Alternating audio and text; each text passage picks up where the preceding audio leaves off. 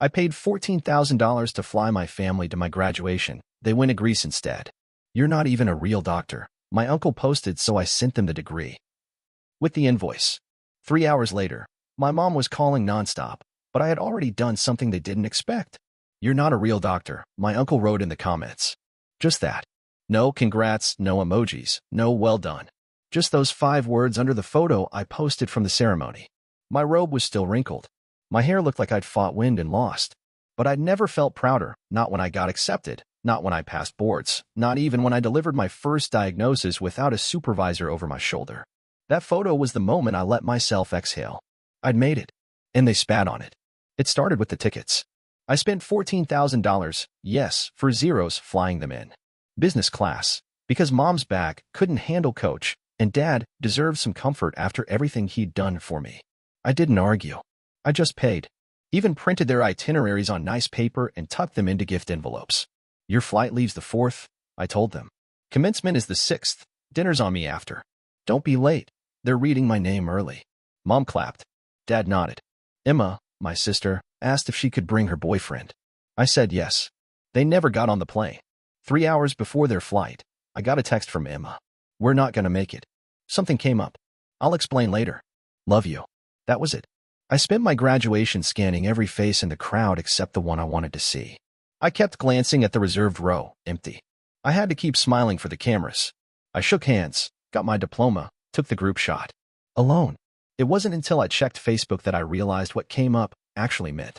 There they were, Mom, Dad, and Emma standing in front of a white chapel on a cliff, turquoise water stretching behind them like a postcard. The caption read, "Dreams come true in Santorini. Family time is the best time." No mention of me. No apology. Just champagne flutes, sun hats, and comments from relatives like, "So deserved. Greece looks good on you, girl. Where's Dr. Nephew?" Then my uncle chimed in. "He's not a real doctor." That comment? That's what broke me. Not the missed flight. Not the money. Not the empty seat at graduation. Those 5 words. Because I paid for every single thing. And they treated me like I was optional. So I did the one thing they didn't expect. I sent them a high-res scan of the diploma.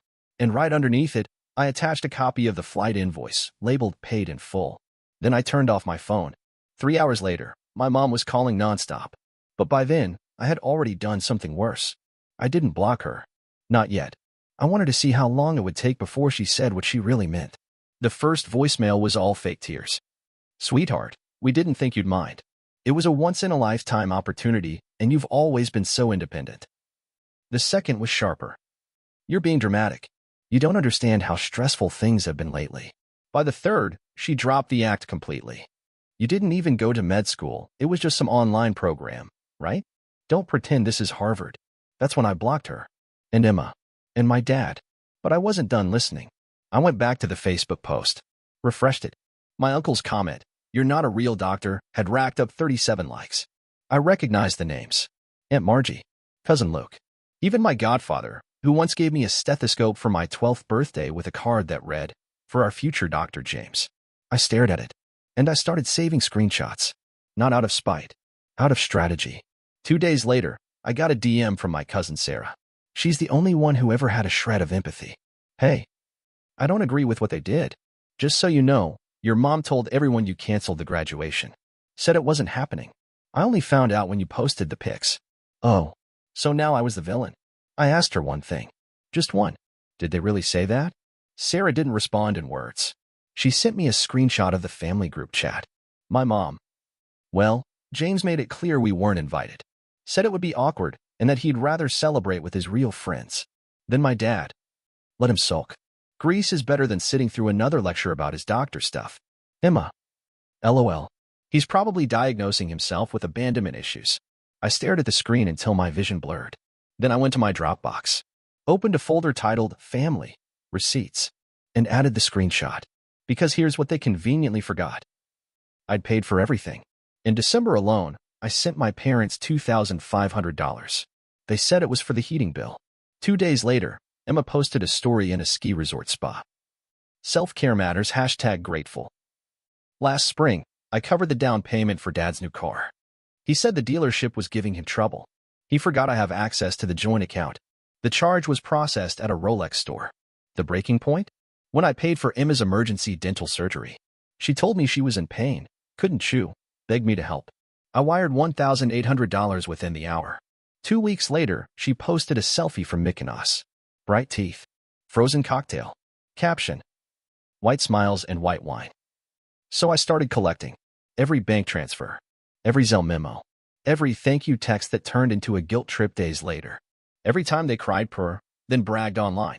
I kept thinking, maybe I'm the crazy one. But then I found something that killed that thought forever. It was an accident. I was cleaning out my old laptop, the one I used during rotations, and found a backup file labeled Grad 2024. I clicked it, expecting old flashcards. Instead, I found audio recordings. You see, I'd recorded some of my calls with my parents while I was studying. Not on purpose. I used a call recorder app to track my study sessions and sometimes forgot to turn it off. One file stood out. It was dated March 3rd, the day I bought their graduation tickets. I hit play. My voice. So I've sent you the confirmation email. You should see the flight to Boston on the 4th, hotels booked under my name. Mom's voice. Sweetie, that's a lot. Are you sure you want to spend that much? Dad. Let the boy do it. He's got doctor money now, right? Laughter. Emma. Well, if he's really a doctor. Not like one of those Zoom degrees. Laughter. Then the worst part. My dad again. He thinks we'll show up to clap like seals. He doesn't realize he's just our retirement plan. The audio ended there. I sat in my chair, completely still. Then I added the file to the folder. Named it. Not a real doctor.mp3. That night, I made a plan. Not revenge. Revelation. Because if they wanted to treat me like a bank in a lab coat, then it was time for them to deal with the consequences. And I hadn't even sent the final invoice yet. Graduation dinner was supposed to be a celebration. But instead, it became an ambush. I had made the reservation weeks in advance. Private room, good lighting, custom menu. I even prepaid the deposit to make sure there were no last-minute excuses. They didn't know I'd still booked it. And they definitely had no idea who else I'd invited. I walked in first, pressed shirt, black suit, calm face. The kind of calm that comes before the tornado sirens. The restaurant manager led me to the room. Then came the others. First, my mother, in pearls and perfume, walking like the queen of denial. Then, Dad, faking a limp for sympathy. Emma trailed behind, too busy on her phone to notice the extra place settings. They didn't see the projector yet. They didn't ask. When we sat down, Mom opened the performance. We're so proud of you, sweetie. Sorry we couldn't be there for the ceremony, but Greece was once in a lifetime. Dad added, we raised a doctor. Even if Facebook doesn't understand that. He smirked. Emma snorted into her wine. Then the door opened again. Uncle Thomas walked in. You know, you're not a real doctor, Uncle Thomas. He looked confused. I thought this was family only? I smiled. Exactly. Then I stood up. I want to thank you all for coming, I said, clicking the remote. The screen behind me lit up. First slide. This is what family looks like when you're the ATM. I let the silence breathe. Emma blinked. Mom reached for her water. Dad stared at the screen like it was a threat. Next slide, screenshots. Every transfer. Every, just until Friday. Every guilt text. Every fake emergency. Every Venmo request labeled, emergency please. Then audio. I hit play. Dad, he doesn't realize he's just our retirement plan. Emma, well, if he's really a doctor. Not like one of those Zoom degrees. Mom, he always was too sensitive. He'll pay. He always pays. The room was silent. Emma looked like she was about to vomit. Mom's hand trembled as she reached for her clutch. Then came the final video. I had clipped together their Facebook post, the Santorini slideshow, layered over my empty graduation row. At the end, a copy of the plane tickets. $14,206.32 paid in full. Passenger names, all 3 of them. Destination, nowhere. Then I looked at Uncle Thomas. You said I wasn't a real doctor. Care to revise that now? He turned red. It was just a joke, kid. Funny. Didn't feel like a joke when it got 37 likes. Then I turned to the rest. You all pretended I was family only when it was convenient. You wanted a bank, not a brother. Not a son. I pulled out a folder. Opened it. Inside. Copies of the tax returns I filed for them. Credit statements I paid. A notarized letter transferring the house deed. Back to me. Because yes, the house Emma lived in? I bought it 3 years ago, under my name. They'd just been pretending it was theirs. Emma's voice cracked. You said it was a gift. I looked her dead in the eyes. And you treated it like garbage. So now it's not. Mom tried to stand. Sweetheart, we didn't mean that. But I was already speaking. I've filed to evict. You'll get the letter by Monday. You'll also find your accounts frozen, the ones connected to my name. The car lease? Canceled. The shared credit card? Terminated. The utilities? Updated. You'll need a new billing address. Dad slammed his fist on the table. You're ruining this family. No, I said. You ruined it when you chose Greece over me. That's when the final guest entered. Professor Morales, my mentor from med school, who had driven 2 hours to be there. He walked up to the table, shook my hand, and turned to my family. I was there when he pulled his first night shift, when he stayed up 3 days in a row for his boards. He saved a life before most of you finished breakfast. I watched him become a doctor while you treated him like a wallet. Then he added, looking at Dad, you didn't raise a doctor. You abandoned one. And he walked out. I stood up, closed the laptop, and tucked the projector remote into my coat pocket. This dinner's paid for. That's my last gift to you. And then I walked out.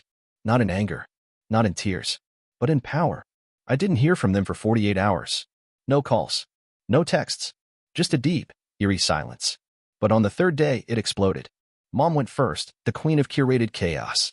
She posted a 6-paragraph Facebook status with a black and white photo of me from high school. He used to be such a kind boy. We raised him with love. But money changes people. It blinds them. My heart breaks for our broken family. 400 likes. 36 comments. Crying face emojis. Distant relatives asking what happened. Others chiming in. Kids these days are so selfish. Then came the text. From Emma. Just one line. You'll regret this. Funny how people think you'll flinch after you've already burned the bridge behind you. The eviction notice landed on their doorstep Monday morning, just as promised. Signed. Sealed. Official. Emma posted a crying selfie an hour later with a vague caption. Some people destroy everything just to feel powerful. But karma remembers. I didn't comment. I just smiled. Because karma was already unpacking her bags. That same afternoon, the hospital board I'd recently joined released their quarterly highlights. My name was there. Dr. James W., MD, Resident Liaison, Patient Safety Task Force. The post blew up. Professional congratulations. Messages from med school peers. Even my old high school biology teacher commented. You always had it in you. Proud of you, Doc. The best part? My family was tagged in the original post. Publicly. By accident or by design, who knows? But now their timeline was flooded with praise. People they'd lied to were now praising the very, not a real doctor they'd humiliated. And then came the invoice. No, not just the symbolic one I emailed after graduation. I mean the real one. I hired a lawyer. Had him calculate, down to the cent, the money I'd given them in the past 4 years. Loans, gifts, emergencies, unpaid credit cards. It totaled $62,387.19. I attached it to an official demand letter. Not for repayment, I didn't want a dime, but for closure. The message was simple. This is what it cost me to be your family. You won't get another cent. Emma posted a story 5 minutes after it arrived. Imagine keeping receipts for love. I replied, for the first and last time. Imagine selling love like it's an Airbnb rental in Santorini. She blocked me, but it didn't end there. The story began to spread, not because I told it, but because they couldn't stop spinning it. They told neighbors I'd turned into a monster, that I was unstable, that the doctor thing went to his head. So I responded, not with rage, with evidence. I created a private blog, just one post, titled, The Price of Family, an Autopsy. I laid it all out. The fake emergencies, the graduation betrayal, screenshots, audio, bank transfers, even the picture of them on the Santorini cliff, smiling like they hadn't missed the biggest moment of my life.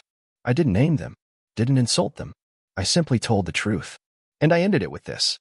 If this makes me heartless, so be it. If setting boundaries is betrayal, so be it. If being used and finally saying enough makes me the villain, then I hope I make a great one. I didn't post it publicly, but someone did. It got shared. And suddenly, people started messaging me, strangers, classmates, even reporters. A podcast invited me to talk about toxic family dynamics. A wellness blog reposted my story under the headline, When saying no is the bravest thing a doctor can do. Then, a local paper reached out for an interview. Headline, From abandoned graduate to medical advocate, one doctor's story. And guess what? They printed it. Front page. With a picture of me holding my degree, standing beside an empty row of reserved chairs. The photo went viral. 3 days later, I got a call from Dad. Blocked number. I answered out of curiosity. He didn't say hello. Just, "You made your point. Happy now?" I didn't respond. He kept going. "Your mother's not eating. Emma's a mess. You humiliated us." Then the real reason. People at the golf club are asking questions. And there it was. Not guilt. Not love. Reputation. So I ended the call with a single sentence. "Don't worry, Dad. You'll always have Santorini." Then I hung up. A week later, I moved. Not just to a new apartment, to a new life. I bought a townhouse under a different name. No forwarding address. New phone number. But before I disappeared for good, I left one last thing in their mailbox. A framed copy of my degree. Below it, a sticky note. Real doctor. Real done. I never looked back. 6 months later, I changed my name. Not legally. Not on paper. But everywhere else that mattered. New phone plan. New email. New delivery address. All tied to a new alias. To the people who mattered, I was Dr. James Wells. To the rest, I was nobody. And it was perfect. The townhouse I bought? Quiet. 2 stories. Hardwood floors. A Japanese maple in the backyard that turned blood red in October. The kind of peace you don't appreciate until you've spent 29 years drowning in obligation. I didn't decorate much. Minimalist. Clean. No family portraits. No nostalgia. Just framed degrees, medical textbooks, and a coffee maker I loved more than half my bloodline. My days became sacred. Wake up. Run 5 miles. Work. Patience. Healing people who said thank you and meant it. Come home. Silence. Peace. No calls begging for money. No text saying, "Can we just talk?" No threats hidden behind emojis. No guilt packaged in holiday cards. Just me. Alive. Untouched. But the past has a funny way of knocking. Even when you've slammed the door shut. It was a Tuesday when the email came. Anonymous sender. Subject line. "You might want to see this." Attached. A screenshot of a GoFundMe page. Created by Emma. Title. Help our family heal from the past. The photo was an old one. All of us at a barbecue. Back when I was still naive enough to think they loved me for me. The description said I'd abandoned them. That I used money as a weapon. That I'd hacked into family accounts and left them homeless. They were asking for $50,000. I checked the donations. $12,647 already raised. Dozens of comments like, "So sorry you're going through this." Sending prayers. "Money doesn't make you better, sweetie." And one from Uncle Thomas. "Always knew he had issues. Keep your head up." I didn't scream. I didn't cry. I just poured coffee, sat down, and logged into an old folder. Labeled. Truth folder. Inside. The full audio of Dad laughing about using me. The screenshot of Emma's spa trip, dated 2 days after the dental emergency. The receipts for every gift that turned out to be a lie. And the voicemail from Mom, the one where she said, "Honestly, we just thought you'd keep paying. That's what family does."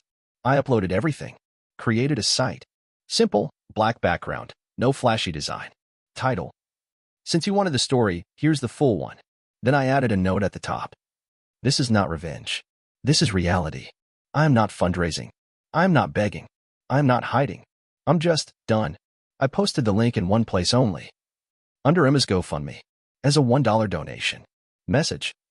"The doctor's still not real? Huh? Enjoy the receipts." By noon, the GoFundMe was locked. By 3 p.m., the page was deleted. By 6, Emma's Instagram had gone private. And at 9 p.m. sharp, my phone buzzed. New number. Local code. Probably a burner. I picked up. Silence. Then, "Why are you doing this to us?" My mother. Same voice. Different tone. Thin. Weak. Desperate. I sipped my coffee. Let her speak. "You already left. Why can't you just forget? Let it go." I finally spoke. "You made me the villain. So now I'm giving you the ending you wrote." She started crying. "We didn't think you'd really leave." "Well," I said, "doctors perform amputations. Sometimes the only way to survive is to cut off what's infected." And I hung up. For the last time. It's been a year now. The house they lost? Renovated. Rented. To a family of 5 who actually values things. Sometimes I drive by it, just for the poetry. They put a blue mailbox out front. The kind my mother always said, looked cheap. It fits the place better now. As for me, I built something better. A new foundation. Not just a career, a legacy. I launched a medical podcast. Named it Real Doctor, Real Life. The tagline? Because some stories don't come with applause. First episode? I sent them the degree. And the invoice. It hit 1 million plays in 3 days. I donated the first $14,000 in ad revenue to a scholarship fund. Named it after my grandfather, the only person who never asked for anything in return. The scholarship? Strict requirement. No applications from family members. Last week, I got a letter in the mail. No return address. Inside, a birthday card. Cheap. Glossy. The kind from a gas station. The message inside said, "We miss you, M." I smiled, walked outside, lit the card on fire, watched it burn in the steel dish on my patio, flame licking the edges like it was hungry for closure. Then I walked back inside, closed the sliding door, and changed the lock.